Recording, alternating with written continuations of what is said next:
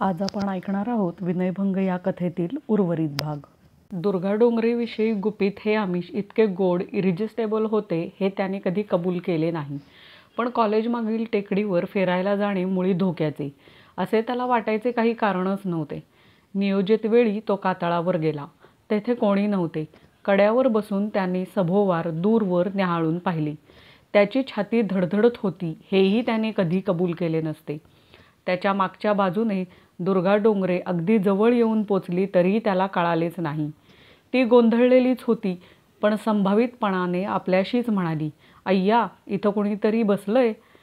"I am sorry." तो वळून म्हणाला, "तुमची ही नेहमीची बसायची जागा वाटतं." "छे छे, तसं मुळीच नाही. आज पहिल्यांदा आले म्हटलं तरी चालेल. एका माणसाला भेटण्याच्या संकेताने." "पण," तिने त्याच्या शेजारी बसत म्हटले, "हवं असलेलं मनुष्य न भेटता नको असलेलंच भेटलं." "असंच काही नाही, पण अपेक्षित माणसाऐवजी अनपेक्षित माणूस भेटलं. वत्सला कुलकर्णी नावाच्या एका मुलीला भेटायला मी इथे आले." "काय, वत्सला कुलकर्णी? का, तिची तुमची विशेष जान पहिचान आहे वाटतं. तिचीच वाट पाहत इथे बसला होता का?" "होय, पण मी तिला अजून पाहिलं देखील नाही. पण तुम्ही यावेळी इथे याल अशी तुमच्या मैत्रिणीला कल्पना नसावी." "मैत्रीण? मला तर ती कोण काय हे माहीत देखील नाही. पण तिच्या या पत्रावरून मी येथे आले." असे म्हणून तिने आपल्या जवळचे पत्र त्याच्या हाती दिले आणि म्हणले, "ती तुमच्याबद्दल काय विशेष मला सांगणार आहे आणि ते का याची मला काहीही कल्पना नाही." बापू टकलेने ते पत्र वाचून पाहिले आणि अशीच 2 पत्रे तिची मलाही आली असे म्हणून त्याने आपल्या जवळची पत्रे तिला दिली. तिने त्याच्यावरून नजर फिरवली आणि काही वेळ विचार केल्यासारखे करून म्हणले, "ही मुलगी कोण असेल याचा काही अंदाज?" "काही नाही, ती आपल्या कॉलेजातलीच नाही." "अशी पत्रे लिहिण्यात तिचा हेतू तरी काय?" बापू टकलेला कुठं काय माहीत होते, तो काय सांगणार. आणि आता अंधार पडत आला तरी ती आली नाही, तेव्हा न येण्यात तरी तिचा काय हेतू? तिने आपल्या हातातील घड्याळाकडे पाहून म्हटले. तो तिच्याकडे नुसता बघतच राहिला. "पण बरं झालं, माझ्यामुळं तुम्हाला झालेल्या त्रासाबद्दल क्षमा मागायची मला संधी मिळाली." असे म्हणत म्हणत तिने ती 3ही पत्रे आपल्या व्हॅनिटी बॅगमध्ये कोंबली. तिला अडवण्यासाठी तिच्या हाताच्या अगदी जवळ त्याचा हात गेला. चटकन मागे सरून त्याने म्हणले, "छे, मीच क्षमा मागायला हवी होती, पण मला कधीही इतके धैर्य झालं नाही. मला अगदी मवाली ठरवलं असेल तुम्ही मनानं." ती बराच वेळ काहीच बोलली नाही. तो काय बोलावे या विचारातच मूक राहिला. काही वेळाने तीच म्हणाली, "ही वत्सला कुलकर्णी कोण आहे? तिची वाट पाहण्यात काही अर्थ आहे का?" त्याला गुदमरल्यासारखे झाले होते. त्या टेकडीवरच्या मोकळ्या हवेत देखील. आपण फार जवळ बसलो अशी त्याला जाणीव होते. "पण तुम्ही तिचा कसून शोध घेऊन मला सांगाल का? चंद्रावरचं हरीण धरून आणणं याहून अवघड नव्हतं." "बरं, बाय, नाही तर परत जायला उशीर होईल." "अय्या, खरंच की, पण आपली भेट कुठं आणि कशी होणार?" यावेळी तिने असा काही अंगविक्षेप केला की तो टकमक बघतच राहिला.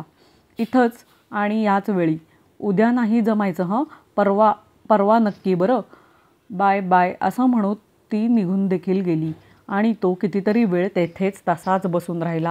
काही दिवसांनी कॉलेजातील एक तरुण प्राध्यापक नानासाहेबांना सहज म्हणाले, "बापू टकले आणि दुर्गा डोंगरे यांची गट्टी झालेली दिसते." "ती कशी?" "दोघं मिळून अलीकडे टेकडीवर फिरायला आलेली वारंवार दिसतात." "असं?" "आणि रात्र पडते तोपर्यंत कातळावर बसतात." "दुसऱ्या कोणीही मला सांगितले असते तर मी विश्वास देखील ठेवला नसता."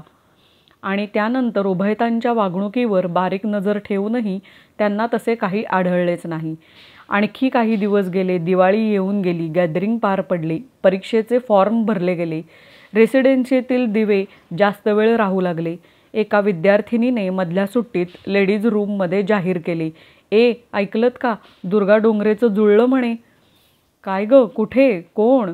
"बापू टकले." "छट, तिच्या गैरहजेरीत तिची अशी नालस्ती करू नकोस."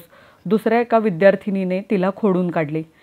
बापू टकले वडील अत्यावस्थ म्हणून निघून गेला आणि त्याने फॉर्म देखील भरला नाही. "बरं, माझे बोलणं आपलं राहिलं." इतर विद्यार्थिनींनी दुर्गा डोंगरेला गाठून विचारलेच. "नॉनसेन्स," तिने उत्तर दिले. परीक्षेच्या आधी थोडे दिवस दुर्गा डोंगरे नानासाहेबांकडे आली आणि कॉलेज सोडून जाताना आशीर्वाद मागू लागली. "कॉलेज सोडून जाणार?" का आणि परीक्षा? सध्या रहित. कारण बापू टकलेच्या वडिलांना अर्धांग झाला आहे. घरचे बघण्यासाठी त्याला शिक्षण सोडावे लागणार. मग त्याचे लग्न आपल्या डोळ्यासमोर व्हावे अशी त्याच्या वडिलांची शेवटची इच्छा आहे. असेल, पण तू इतका अभ्यास केलेला आणि परीक्षा अगदी जवळ आलेली. होय, पण मला गेलेच पाहिजे. एवढी परीक्षा देऊन जा. फार दिवस नाहीत. पण मी त्याच्याशिवाय आता राहू शकत नाही. नानासाहेबांनी तिला आशीर्वाद दिला आणि ती निघून गेली. आपला पराभव झाला असे सारखे त्यांना वाटत होते. कितीतरी वेळ ते विचार करीत होते. प्रसंग आठवीत होते, गणित करीत होते. मनाचे मोजमाप आणि नियम आणि अंदाज आखाडे कशालाच काही ताळमेळ नाही. तीच 3 कुटे त्यांनी पुन्हा पुन्हा सोडवून पाहिली. पण उत्तरे चूकच येऊ लागली. त्यांनी कपाटातल्या जुंग, ॲडलर, फ्राईड इत्यादींकडे एक साभिप्राय नजर टाकली व ते खिडकीत येऊन उभे राहिले. कॉलेजातून सुटलेल्या मुलामुलींचा तो मोठा समुदाय त्यांना दिसला. इतकी विविध मने आणि त्यांचे विविध व्यापार. अभ्यासाला असंख्य विषय आणि त्याला मोजमाप नाही, नियम नाही आणि गणितही नाही.